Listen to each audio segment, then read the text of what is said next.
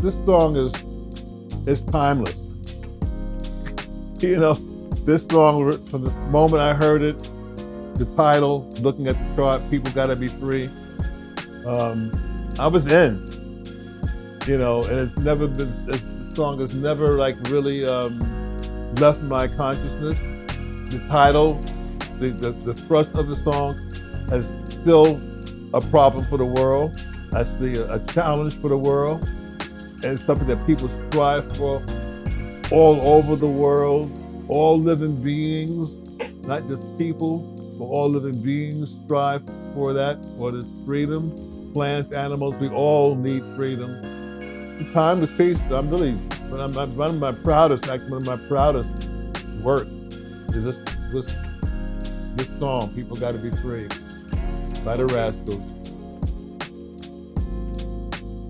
Oh, you were in the moment. I mean, the expression of the lyric, the tempo, the beat, the rhythm, the ensemble breaks that we played together that they had worked out. They had written this song, they worked it out. I come in the studio as a bass player to play a bass part, create a bass part, and they had to learn the song the way they were playing it, basically.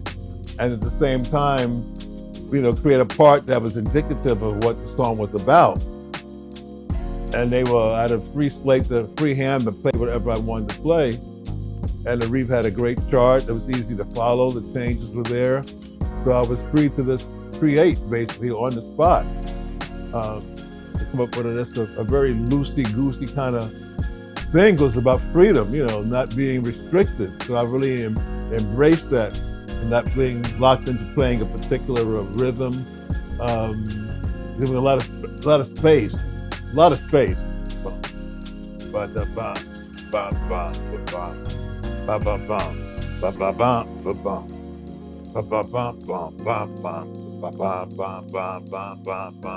So it's like very not structured, nothing that you can lock into. You can lock into it, but it's like free. I felt really free. I feel like I was really making music.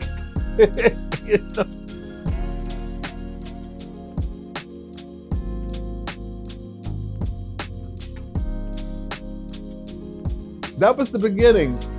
Right out of the gate. Right at the gate. That was the intro. Bum bum bum bum bum bum bum bum bum bum bum. 4 times. That was it. We did that. We had a chart. I had a chart. Reeve had written the chart of what they were playing, and we stuck to that chart basically. It was in and out. The changes were there because it's like a Bach chorale. They go, there's 1, 4, 3. Those cycles. So it kept the interest level up, and I was able to pick my spots to play where I wanted to play.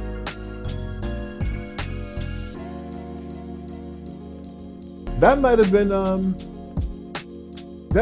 it. This was a single, and then it was included in the album, the Freedom Suite, which Richard Davis also played on. And I'm sure I did some more work within the context of the album.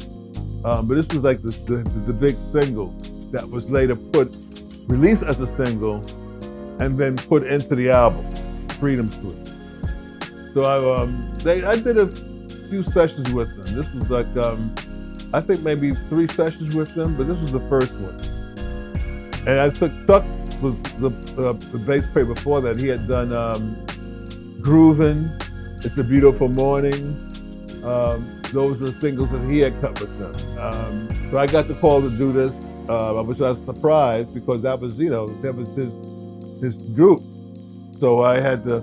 There was another reason why I played to play something, with my own identity basically.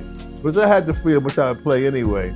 But it was something, knowing that he had raised the bar. His playing is he's a virtuoso. So he's always got. When I'm playing behind Chuck, it's always on his tails, keeping up to his level of proficiency as a virtuoso.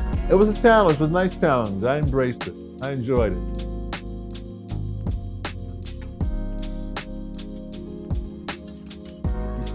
He's so smooth and so sophisticated. I'm wild and crazy.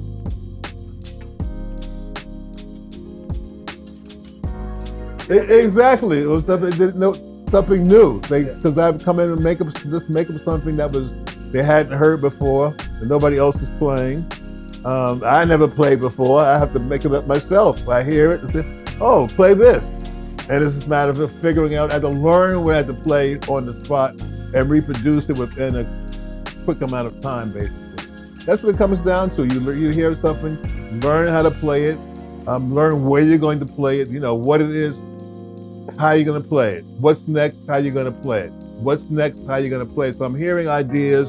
Okay, it's the idea, how I'm going to play it. So it's always about, okay, what's going to be played, something I haven't played before, or something I've played before, and how am I going to play it this time, and in this particular key, in this particular context.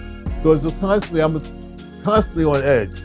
I'm constantly creating as I go. To be in the moment, to be on that edge, and then be able to creating and not knowing, you're riding you're riding on the fence between success and failure. There's a lot of adrenaline going on there. It's, getting through it and going through it. Like this was a short one. You take Attica Blues, where I'm playing for 5 minutes and having to constantly reinvent. I mean, this doesn't get much better than that, where you're constantly coming and having to do your thing, basically.